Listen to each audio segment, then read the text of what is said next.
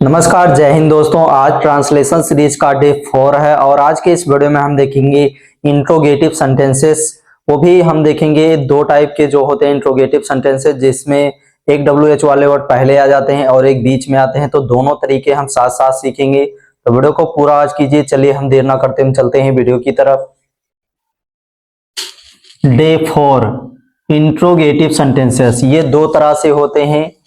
एक तो WH वाले वर्ड पहले आ जाते हैं जिसे हम बोलते हैं यस या नो टाइप वाले क्वेश्चन, जैसे ये क्या आप घर पर हैं। तो यहाँ पर आप देखेंगे ये WH वाले वर्ड यानी इंट्रोगेटिव जो शब्द है ये पहले आ जाता है, तो इसे हम बोलेंगे यस या नो टाइप वाले सवाल। क्योंकि इसका जब भी आप जवाब करोगे इस तरह से, जब भी कोई क्वेश्चन आएगा तो उसका जवाब यस या नो में मिलेगा। जैसे क्या आप घर पर हैं, तो इसका जवाब मिलेगा यस या नो। तो इसे हम बोलते हैं यस या नो टाइप वाले क्वेश्चन, जब भी WH वाले वर्ड पहले आते हैं।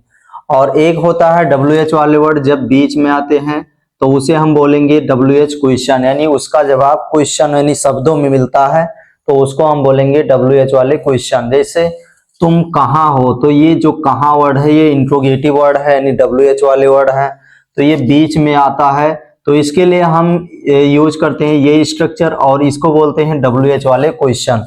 अब हम देख लेते हैं WH वाले वर्ड कौन से हैं, WH फैमिली के वर्ड कौन कौन से होते हैं। तो यहाँ पर लिखा है WH वाले वर्ड, जैसे व्हाट हो गया, व्हेयर हो गया, हु हो गया, व्हेन हो गया, हाउ हो गया, व्हाई हो गया। तो ये सभी जो वर्ड हैं ये WH फैमिली के वर्ड हैं, इन्हीं को हम बोलते हैं WH वाले वर्ड। तो एक तरफ है WH वाले वर्ड जब भी बीच में आएंगे तब हम कैसे ट्रांसलेट करेंगे, और एक है WH वाले वर्ड जब पहले आएंगे तो हम उसे कैसे ट्रांसलेट करते हैं। ये हम कल देख लिया था हमने, लेकिन आज भी साथ साथ देखेंगे, तो ध्यान से देखिए। चलिए देख लेते हैं। तो जब भी WH वाले वर्ड पहले आते हैं तो उसके लिए स्ट्रक्चर लगाते हैं। इज RM पहले लगाएंगे, उसके बाद सब्जेक्ट लगाएंगे, फिर ऑब्जेक्ट लगाएंगे, उसके बाद क्वेश्चन मार्क लगाएंगे। वाक्य है क्या आप घर पर हैं, क्या आप घर पर हैं। तो इसमें आप सब्जेक्ट देखेंगे तो सब्जेक्ट क्या है, आप यानी तुम, तो इसका इंग्लिश हो जाएगा यू। क्या हो जाएगा, यू। वह उससे पहले हम सब्जेक्ट से पहले इज RM में से हम कोई लगाएंगे, तो यू बहुवचन में आता है, तो इसके अकॉर्डिंग हम यहाँ पर हेल्पिंग वर्ब लगाएंगे आर, तो आर यू। अब उसके बाद लगाएंगे ऑब्जेक्ट, ऑब्जेक्ट इसमें क्या है, घर पर, तो हो जाएगा एट होम, होम या हाउस। अब लगाएंगे क्वेश्चन मार्क। ये हमारा वाक्य कंप्लीट हुआ। नेक्स्ट है क्या तुम शहर में हो, क्या तुम शहर में हो। तो इसमें सब्जेक्ट क्या है, तुम, और तुम बहुवचन में आता है, तो इसके अकॉर्डिंग हम हेल्पिंग वर्ब इसमें से क्या लगाएंगे, आर, तो हम आर लगा दिए। उसके बाद सब्जेक्ट है यू, यू लगा दिए। उसके बाद ऑब्जेक्ट इसमें क्या है, शहर में, तो लिखेंगे में की इंग्लिश हो जाएगी इन, और शहर की इंग्लिश हो जाएगी सिटी, इन सिटी। उसके बाद क्वेश्चन मार्क। इस तरह से हम बनाएंगे। अगला वाक्य है क्या रोहन स्कूल में है, क्या रोहन स्कूल में है। तो यहाँ पर सब्जेक्ट है रोहन, रोहन कोई एक व्यक्ति है, तो एक व्यक्ति के लिए हमने बताया था हेल्पिंग वर्ब लगेगा इज, तो यहाँ पर हम लगा देंगे इज। आप सब्जेक्ट लगाएंगे, सब्जेक्ट क्या है, रोहन, तो रोहन लगा देंगे। उसके बाद ऑब्जेक्ट है इसमें स्कूल में, तो ऑब्जेक्ट यानी सब्जेक्ट हो गया, फिर हेल्पिंग वर्ब हो गया, सब्जेक्ट हो गया, अब लगाएंगे ऑब्जेक्ट, तो ऑब्जेक्ट है स्कूल में, तो लिखेंगे इन स्कूल। अब उसके बाद क्वेश्चन मार्क।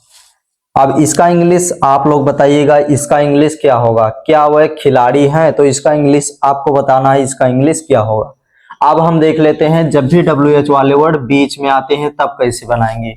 तो जब भी WH वाले वर्ड बीच में आएंगे, जैसे कैसे, यहाँ पर देखेंगे तुम कहाँ हो, तो कहाँ हो ये WH वाले वर्ड हैं। तुम कौन हो, वो रवि आज कहाँ है, तो ये सभी जो वर्ड है बीच में आया है, तो उसके लिए स्ट्रक्चर लगेगा। सबसे पहले WH वाले वर्ड लिखेंगे, उसके बाद हेल्पिंग वर्ब लगाएंगे इज RM, उसके बाद सब्जेक्ट लिखेंगे, फिर ऑब्जेक्ट, उसके बाद लगाएंगे क्वेश्चन मार्क। वाक्य है तुम कहाँ हो, तो इसमें इंट्रोगेटिव वर्ड यानी WH वाले वर्ड है कहाँ, तो कहाँ की इंग्लिश हम सबसे पहले लिखेंगे स्ट्रक्चर के अकॉर्डिंग, तो कहाँ की इंग्लिश हो जाएगी व्हेयर। तो हमने लिख दिया where। उसके बाद इज आर एम में से हम लगाएंगे कोई एक।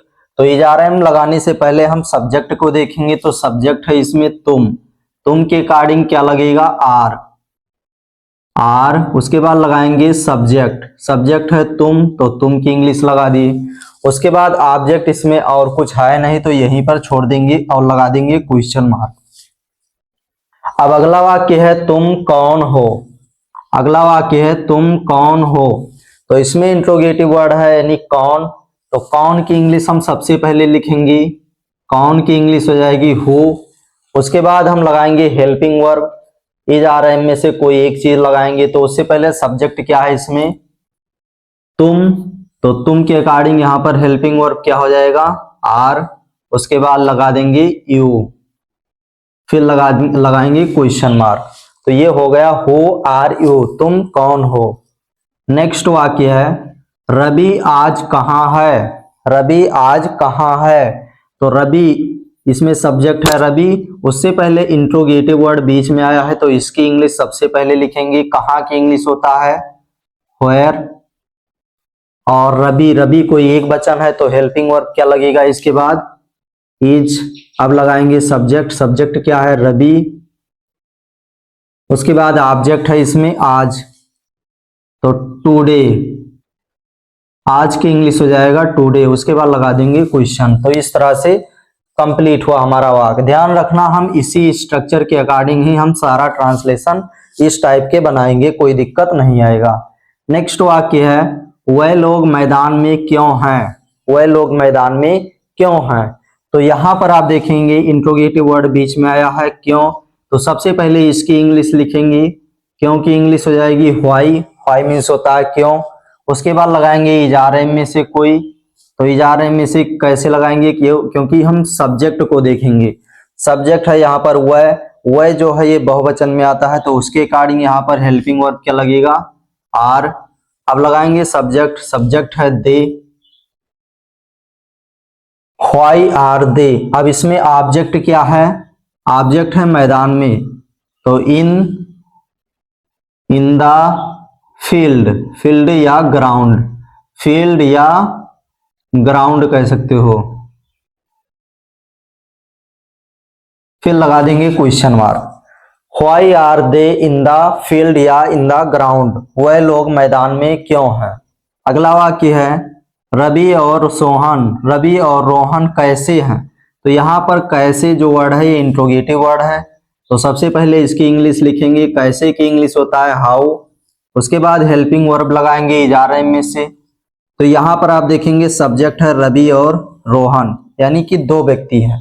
हमने आपको बताया था जब भी एक से अधिक लोग होंगे तो वहां पर उसके साथ हेल्पिंग वर्ब लगाएंगे आर। और जब भी कोई एक वचन होगा मतलब सिंगल के बारे में बात होगी तो इज लगाएंगे। और एम का प्रयोग हम हमेशा आई के साथ करते हैं, ये आपको हमने पहले ही बता दिया है। तो यहाँ पर एक से ज्यादा लोग हैं मतलब रवि और रोहन दो लोग हैं तो इसके लिए आर लगाएंगे हेल्पिंग वर्ब। तो हाउ आर। अब लगाएंगे सब्जेक्ट है रवि और रोहन।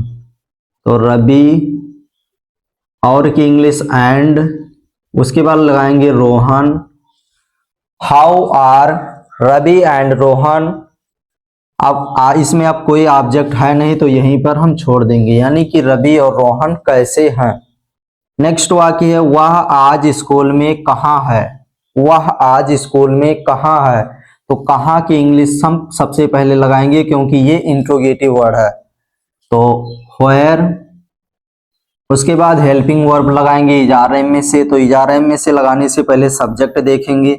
सब्जेक्ट है वह कोई एक व्यक्ति है तो उसके अकॉर्डिंग लगाएंगे इज। हेल्पिंग वर्ब इज हो गया। उसके बाद लगाएंगे वह की इंग्लिश ही।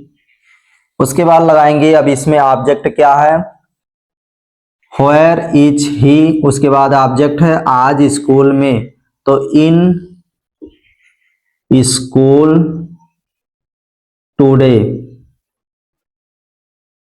उसके बाद लगा देंगे क्वेश्चन मार्क। अब अगला वाक्य है मोहन छत पर क्यों है। यहां पर ये इंट्रोगेटिव वर्ड है और इसका इंग्लिश आपको बताना है इसका इंग्लिश क्या होगा। सो आज के लिए बस इतना ही गाइस। और वीडियो अच्छा लगा हो तो वीडियो को लाइक करें और रोज इसी तरह बेसिक से ट्रांसलेशन सीखने के लिए हमारे चैनल को अभी सब्सक्राइब करें और बेल आइकन को जरूर दबाएं।